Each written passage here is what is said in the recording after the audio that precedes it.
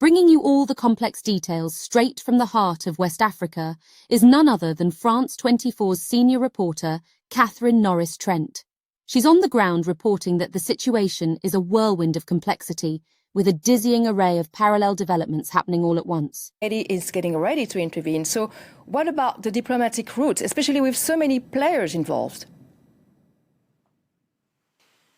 Hi, Clarice. It certainly is a very complex picture indeed, with several parallel developments taking place at once. So ECOWAS, we've heard tonight, has put together a committee which would act as a potential conduit for dialogue with the junta in Niger. They are keeping up with that dialogue, as they said, wrapping up that summit where they also pledged to activate and deploy the standby force. And we'll have to wait and see whether any ECOWAS dialogue can take place.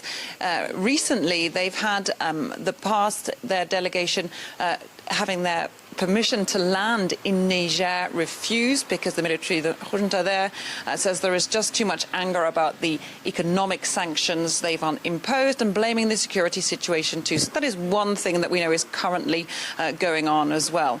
Now, even among other players, not even in the region, players who have a lot at stake here, we know that France and the US both have a troop presence on the ground.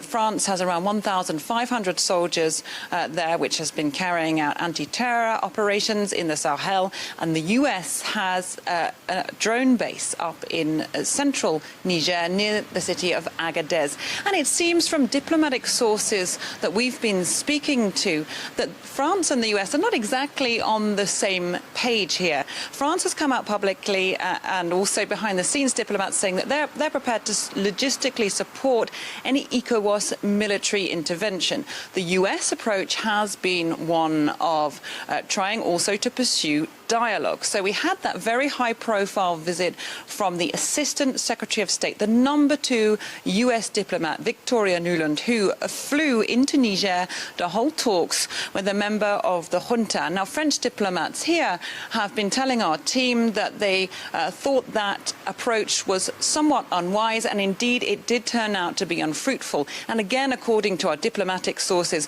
we gather that the US State Department could be planning to mount more high-profile dialogue missions to Niger in the coming days or perhaps weeks. Now, it's a very fluid situation, and that all still needs to be concerned. But you can see that there is a slight difference there in the approach of both ECOWAS, but also France and the USA. The USA, we're told, really anxious to maintain that drone base there near Agadez in Niger, from which it flies drone missions to target jihadists not only in Niger, but across the border in Libya and in other parts of the Sahel too. Meanwhile, as